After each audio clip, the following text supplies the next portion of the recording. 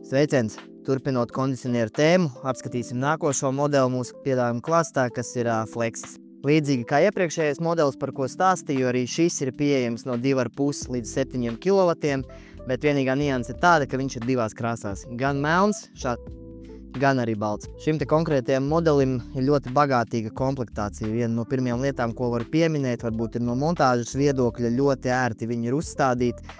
Nāk nost viss korpus, var ļoti ērti piekļūt klāt visiem filtriem, visu nomainīt, iztīrīt, piekļūt servisa pusēm, kas no montāžas un montāžnieku viedokļa ir ļoti liela priekšrocība.